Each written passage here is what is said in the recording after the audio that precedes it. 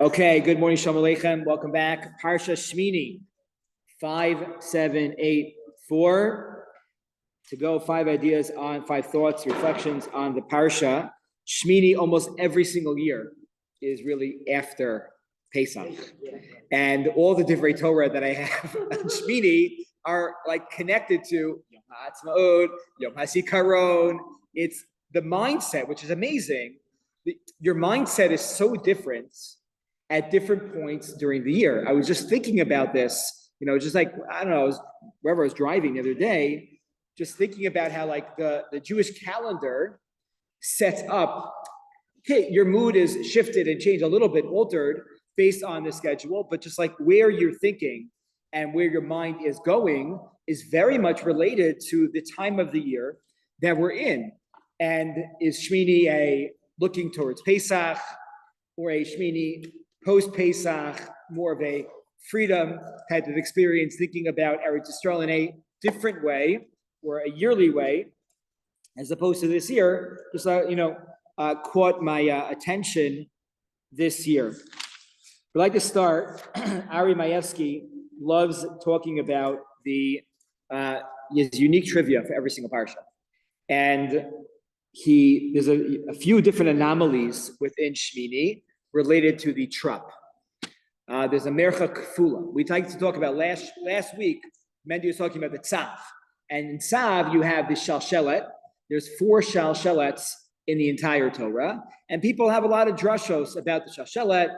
It represents a halachic or a pause, a hesitation in the reading itself, because the 4 people that had a shalshelet reflected some type of pause in their life. Yosef HaTzadik with Potiphar, maybe I should be involved. Lot, should I leave Sodom and leave all my money behind or be saved? Eliezer, Eved Avraham, maybe did not want to find a wife for Yitzchak because he had his own daughter that he thought was a appropriate match. And Moshe Rabbeinu, when he slaughtered the korbanos for Aaron, essentially he was telling Aaron, you're going to be the next Kohen Gadol. And there's a personal hesitation there because I couldn't become the Kohen Gadol and not him. So Ari and I were talking at Sunday, it's carpooling, play dates, and he said Shmini gets the short change here because you have something called a mercha kfula. I'm not going to attempt to say it for you, but you have a mercha kfula, which is very, very rare also. Maybe there's 4 or 5 in the entire Torah, and then you have something else. You have a word here that has two trup on the same word. And where is that? By the way, the pasuk says, "Vayikrivu lifnei Hashem eish zara." Nadav and Avihu brought a foreign fire. Asher lo, on that word lo, did not command them. On the word lo, you have the mercha kfula. And the Mefarshim talk about what does that mercha kfula really represent. Nadav and Avihu eventually are killed. They die. The Torah says here they die al kiddush Hashem, which is pretty interesting. What does that mean? They died al kiddush Hashem. So it depends on really how you understand the death of Nadav and Avihu. And we're going to elaborate on that, I would say, very, very shortly. Here, where is the pasuk? Yeah. Where did the trup originate? So the trup originate from Moshe Rabbeinu. They come from their halach l'Moshe Sinai. The trup in the Torah come from Moshe Rabbeinu. Vayikra Moshe. They die. Moshe says the following. Vayomer Moshe el Aharon hu asher diber Hashem lemor bikrovaya kadesh. Moshe tells Aaron after his sons shockingly and suddenly died together on the same day, on a day of celebration. Right, in a day of celebration, his 2 sons died. And he says, these 2 were chosen to die on this day, and they're Mekadeh Shem Shemayim in their death. And they're going to be honored before the entire people. Aaron's reaction is Vayidom Aharon. Vayidom means he was what? Silent. What word do we use for quiet? Go back to your lunchroom days and you're trying to get sheket. Sheket bevakasha.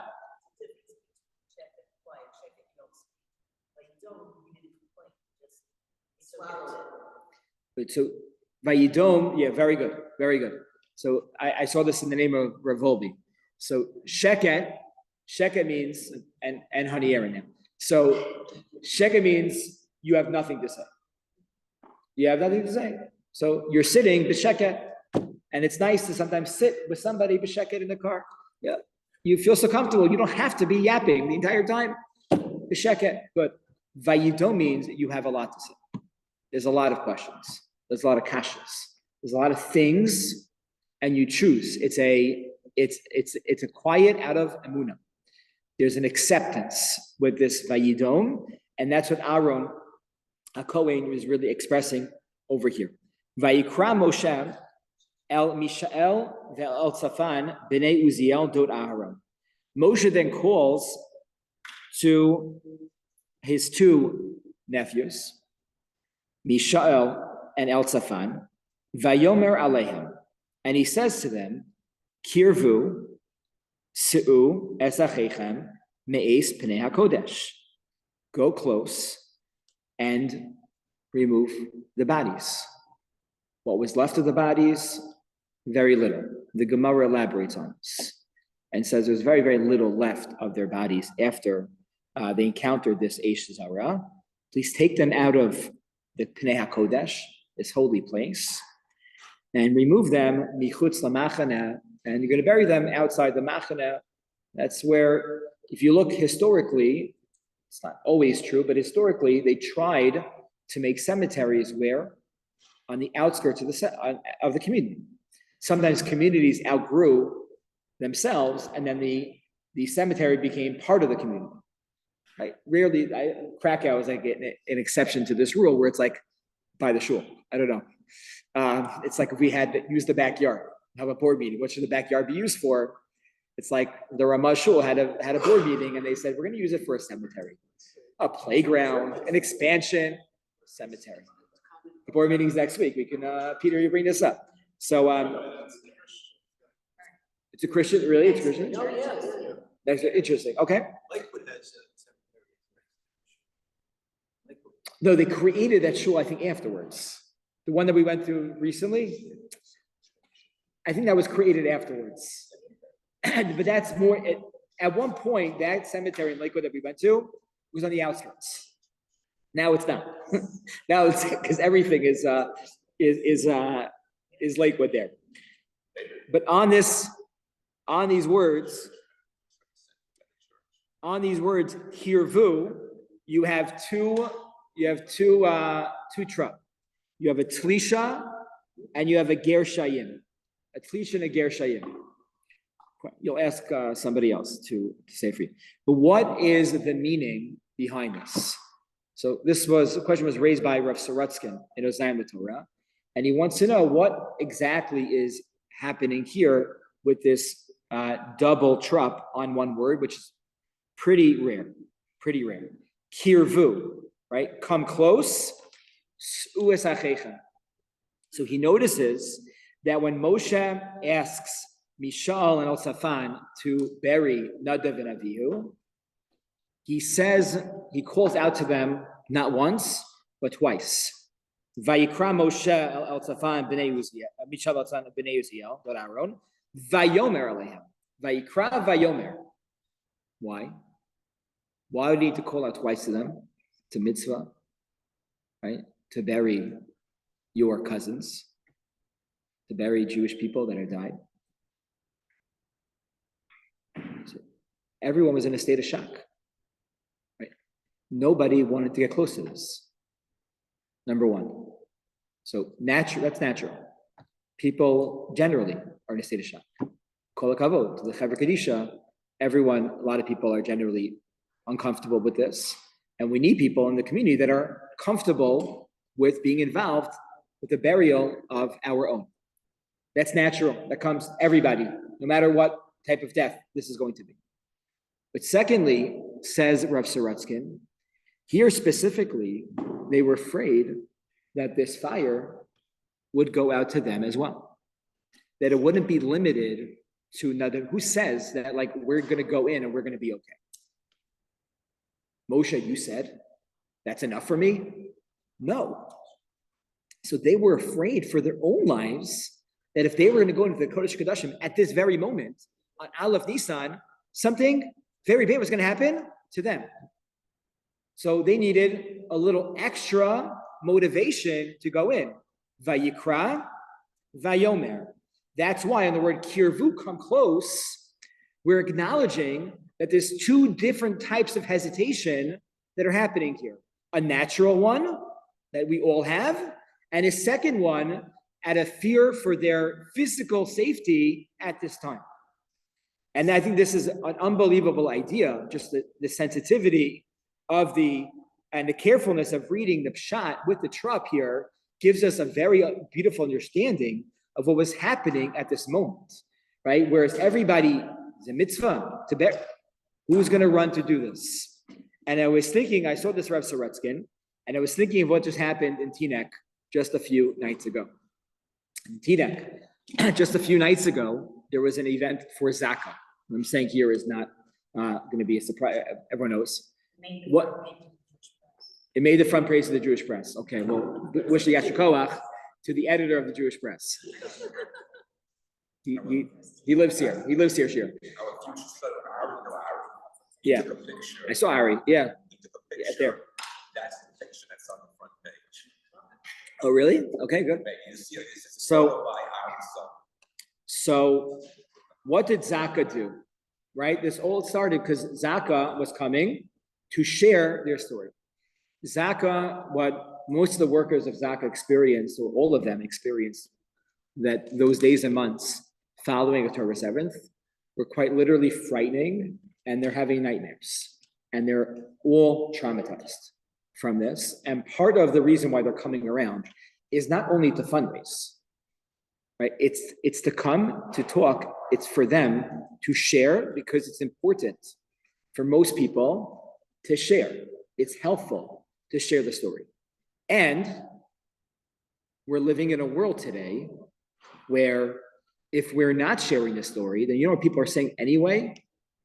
We're liars. It didn't happen. It didn't happen. Right? Michal and El Safan, you can argue, were the first members of Zaka. They were afraid. Nonetheless, they took steps forward, maybe with their own physical safety at risk. They had no idea. But nonetheless, they went in and buried what they could. What they could. That's where Zaka started. Because I'm not going to get into the gory details. You can read it. When there is no other country probably has a unit, a volunteer unit like this in their country, because this is commonplace in Israel that people think it's okay that you can blow up Jewish people and families and men, women, children, regardless of where they are, in the army, out of the army, civilians, citizens, it doesn't matter. And we needed to react. We need to react. And Zaka was created many years ago to help with the greatest kavod, with kavod hames, chesed shel emes. And they went in with hesitation. On October 7th, speaking to people that lived in the communities in the Gaza envelope, the days after October 7th were just as scary, maybe even scarier, because at those times you knew exactly where the enemy was. You heard them outside your homes. You knew where they were in the city centers. Then you had no idea. Were they hiding in like the miklat in your apartment building? Were they going to pop out of nowhere, hiding in a car? You had no idea where they were. Yet what happened? While everyone else was running to shelter in other parts of the country, Zaka themselves were running in against their own physical safety. Whereas normally people are kirvu, they hesitate to come close to bury the dead in these situations. Zaka themselves are trained to run towards the fire, to run towards the chesed shel emes. And it's a powerful reminder of the uniqueness of the Jewish people. Heim am levadad yishkon. We are a lonely nation. This was only a small reminder of this past week, very much in our backyard, or maybe in our front yard, very much here in Bergen County. And sadly to say, the voices are not dying down, and they're going to continue to be strong, and get louder and louder. And our response needs to be also to stand up and to not back down from these people that are spreading lies about us and spreading really anti-Semitic rhetoric throughout the country. That is thought number one for today.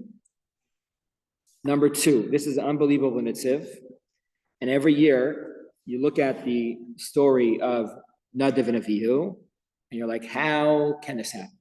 Or how did this happen? Let's say. And there's like, I don't know, at this point, there's probably hundreds of different interpretations of what exactly happened with Nadav and Avihu.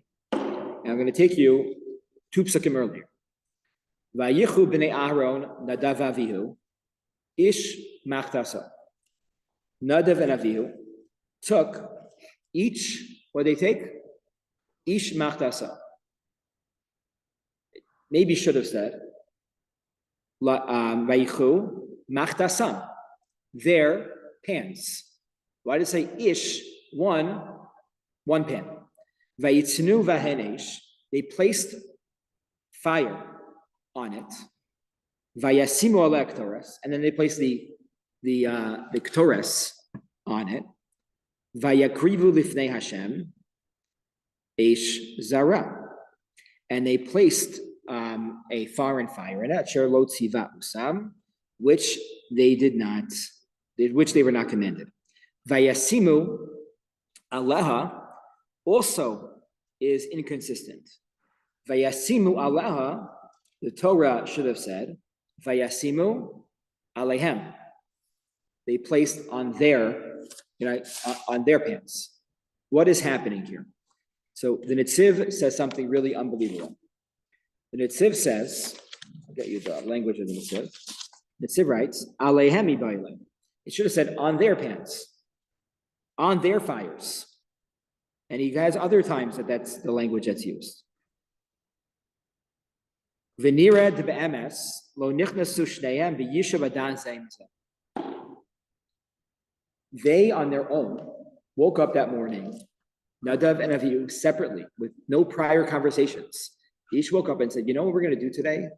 I'm going to go in on my own and get so close to Hashem and experience this sublime experience of interacting with Ribono Shel Olam by bringing a Ktores in the Kodesh Kodashim on the first day of the Chanukah Mishkan. And they each had the idea on their own. And the whole morning they're preparing their Eish, now we'd call it an Eish Zara. That's why the Torah says they prepared it, Ish Machtaso. They did it separately. They didn't know that the other one had the same idea in mind. Ish me'atzmo lo notlu eitza zemizeh. They didn't talk about this. Mishum hachi keshabau lifnim, when they started walking towards the Kodesh HaKodashim, umatzu zeh et zeh, they're like, wait a minute, you, what? And they quickly figured out what exactly was going on. They said, we can't bring 2 of these. That wouldn't be appropriate. But what's a natural reaction here? I have an idea. My brother has the same exact idea.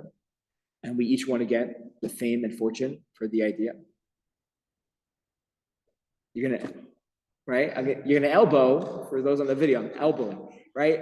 You're elbowing, you're gonna elbow the other guy out, you're gonna box the other guy out.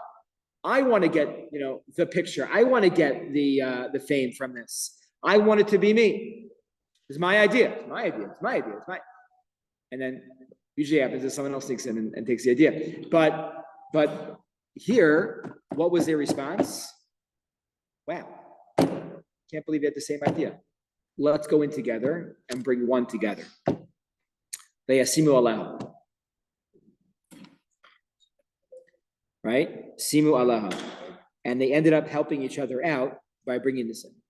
And that's, I thought, really amazing. That's it. Again, what they did was, according to many Mefarshim, was wrong.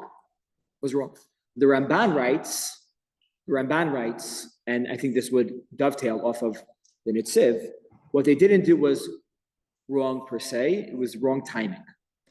The Ramban writes is what they really were trying to do is bring the Jewish people to the next level. The Mishkan and the role of Korbanos is to really, Hashem interacts with the Jewish people on a midah of rachamim. So really make a mistake, you should be punished. Hashem says, bring a korban. So what did they want to do? They wanted Nadav and Avihu. They wanted to bring the Jewish people to a level where Hashem interacts with us on a level of midas hadin. The people weren't ready for that. Nadav and Avihu were. So by doing that, Hashem said, if you want to interact with me on a midas hadin, then I'm going to take you, because people can't, right? L'shitascha, you can't exist. It doesn't work. It doesn't work. But that was their intentions over here. Yeah. So I think this whole incident, not the reveal, is like, at least in my mind, it's my question about Sabi 96. You have to be exact, okay? Hashem tells you in the Mishkan, this is what you have to do exactly. You can't deviate. That's why it Psalms 96, because it's an exact number. It's exactly what Psalm is equal to. When it comes to commandments, you can't deviate. You have to basically listen. You can't deviate. Yeah. You have to do exactly what you're told. Yeah. So what's amazing is, maybe this helps us understand something else. Very often, the death of the other Avihu are invoked, are quoted in Psukim. Later in Vayikra, Achrei Moshe b'nei Aaron. Later on in Sefer Bamidbar, and every single time they're quoted, the Psukim say the following. I'll give you one example. Vaydaber Hashem Moshe Achrei Moshe b'nei Aaron b'kor v'sam l'fnei Hashem v'yimusu. Hashem speaks to Moshe after the death of the two sons of Aaron. Vayomer Hashem Moshe daber el Aaron achicha. Speak to Aaron, your brother. So a simple understanding of that, speak to Aaron, your brother. You're a leader, he's a leader. Don't speak to him as a leader. No. This is Nicham Avinu. Talk to him as your brother. Speak to him. You guys grew up in the same house.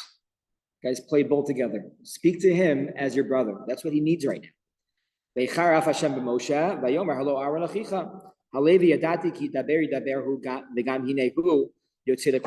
in Shemos. Aaron, almost every single time, the context of Moshe is say Aaron Achicha, every single time. So you could say that this really underscores the amazing relationship that they had as brothers. And maybe really, with this in mind, this underscores the power of the next generation.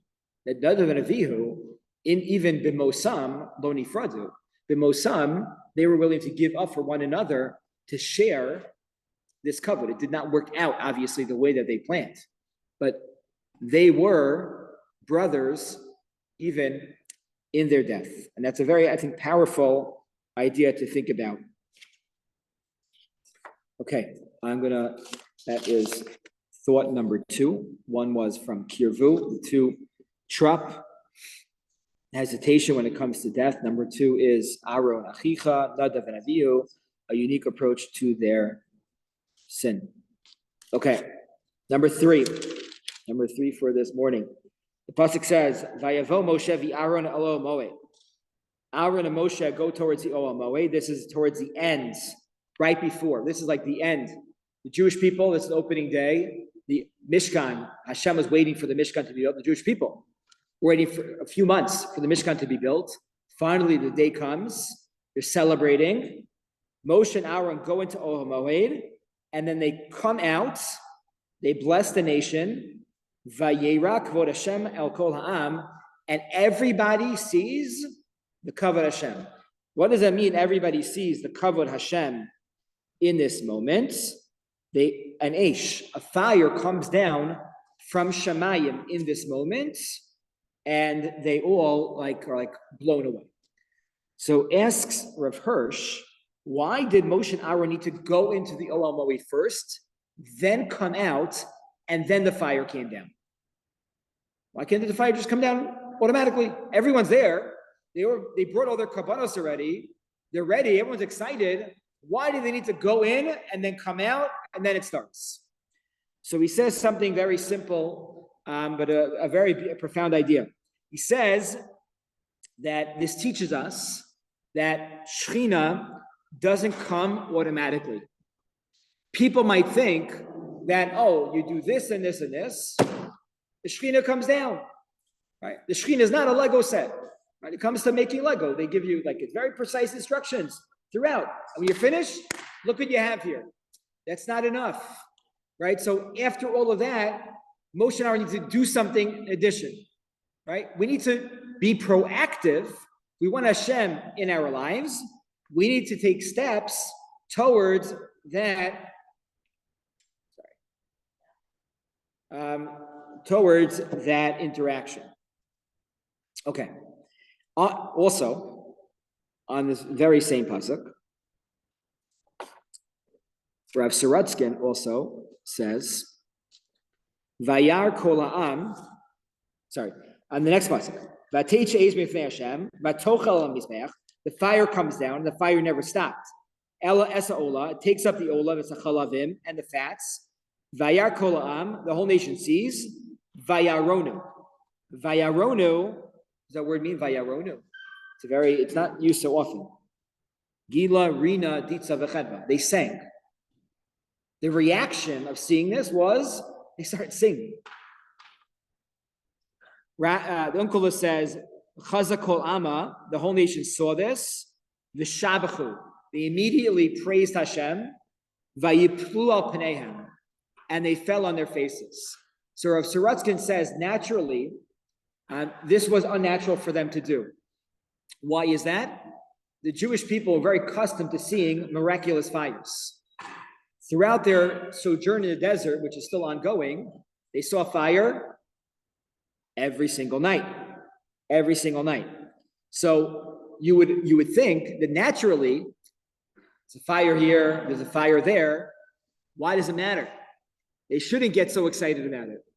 But this is praising the Jewish people that despite them, being accustomed to unnatural, miraculous fires representing Hashem's divine protection, nonetheless, they're appreciative of every single time they're able to see the fire.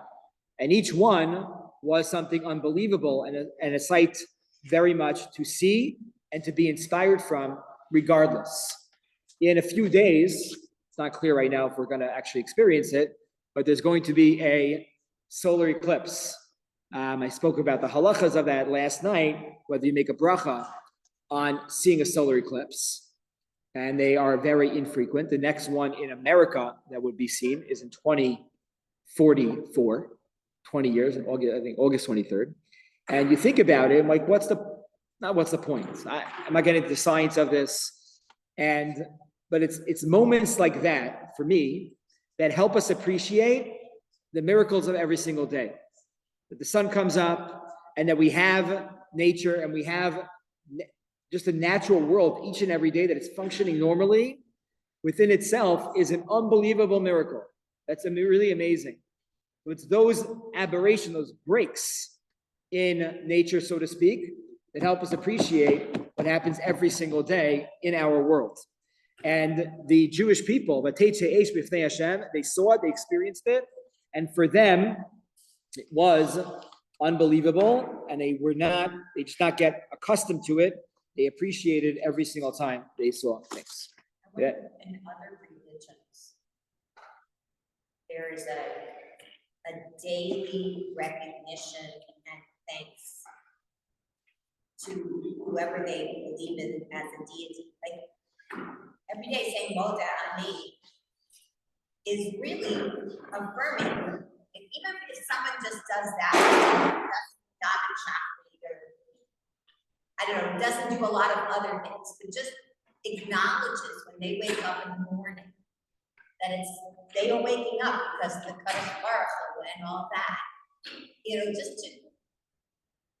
I'd be curious to know if any religion on a daily basis really acknowledges the gift that they're given on a daily basis. Right. I'm sure there are on some level. I'm not sure how detailed it is. Okay. Yeah. Thank God for what they Right. pray Yeah, at we- night before they go to sleep. Okay. So we began with big Karov, coming close to burying Nadav and Avihu. Idea number 2 was the unique approach to the death of Nadav and Avihu, how it came back. Number 3 was going into the Omoy, coming out of. Shechina doesn't, come on its own. We need to create it. Number four is appreciating, all the things that we see in the world, the natural world. Number 5, we're going to just shift to the end of the parsha.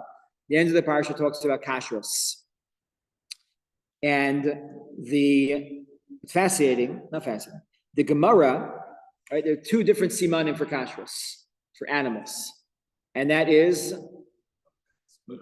split hooves, shosa, shesa, and chewing cud, which is ma'ale gera. Those are the 2 simanim. The Gemara writes, has a term for a tzaddik, for somebody that is a all-around good person, a mensch. And what is that term? An adam kasher. And Rapam writes, that's like a funny term. You're a kosher guy. I think even in English today, like he's reliable, right? She's reliable. We could trust her. She's kosher, not in kashrus, just in general. So he says maybe there's a deeper meaning to this. And he says that the 2 simanim reflect on 2 different areas of our avodas Hashem. Ma'ale gera, chewing one's cud, is completely internal. Maybe you could tell a little bit if you're an expert in animals, but you wouldn't necessarily know if an animal chews its cud on its own unless you were told or you Googled it today. It's completely internal. He says that represents our personal relationship to Hashem. The mitzvos that we do, bin Adam lamakom, that are completely private. It's between you and God. Only Hashem knows. And then you have split hooves. Shosa, shesa, right? Everybody sees them. Truth is, we mentioned before, it's not so it's pretty complicated. Animals that we think are split hooves are not completely split. But nonetheless, it is something that's very, very much public for everybody to see. And that relates to how we interact with other people. Bein Adam l'chaveiro. And he says that sometimes there are people that are really amazing at serving Hashem and only Hashem. When it comes to serving your friends, they're terrible, right? Nobody wants to be around them. And there are some people that are the opposite. They're awesome at the chesed and the tzedakah, which is amazing. But when it comes to serving Hashem, that's not their cup of tea. We all need to be balanced, right? If you have one siman kashrus, are you kosher? Are you half kosher? No. That's a camel, and that's a pig, and you're not kosher. Of course, we all have imperfections. It's not a question. Nobody here is perfect. But our job is to become balanced Jews. The Mabit points out the luchos, right? The first 5 luchos were bein Adam l'makom. The second were bein Adam l'chaveiro. And the bein Adam l'chaveiro, they were all written in the same size stone. Stones were square. They weren't rounded on top. And if you think about it, there are a lot more words written for the first 5. The last 5 were 2 words or a few more per dibra. So if you were the layout editor for the luchos and you were writing them, what size font would the first be versus the second ones? What? Much smaller, right? Much smaller. And Rav Shechter points out from the Mabit says this. Rav Schechter likes to point out that when it comes to religion, some people feel the main thing is Beit Adam Malka. It's not a question, but yet, and they de-emphasize Beit Adam Chavera. So the luchos are being held up by Moshe Rabbeinu, right? They're there. Beit Adam Malka is there. The first 5. It's smaller. It comes more natural to people when it comes to serving Hashem. When it comes to be part of a religion. Beit Adam L'Chavero does not come as naturally as being part of Yiddishkeit. I'm a good guy. I'm a good girl. I'm a nice person. No question. But it's part of our avodas Hashem. And that's what the 2 luchos come to serve. And that maybe is the message, according to Rapam, of an Adam Kosher in the Gemara, Ma'ale Geira, the Shosas, Shesa, which reflect both of these notions. Okay, with that, I wish everybody a wonderful Shabbos. Yes? Abraham Avinu that Adam L'Chavero can be even more important than Adam L'Malka because he's talking to Hashem. Right. And he goes, hold up, I gotta go now, So the Maharal writes there in the beginning of Parashas Vayera that how can it's a chutzpah. You're talking, Hashem's talking to you, and now you're talking to people. He says because Avram was the ultimate synthesis of both these ideas. Serving other people was serving Hashem. That doesn't mean you're allowed to talk to your friend during davening, right? That's not. I don't think that's what Avram is doing. That's still not okay. That's not what Avram is doing. But when it comes to the context of Achnas Zorchim and having a nevuah, the people in front of you come first. That's part of serving Hashem. I want to wish everyone a wonderful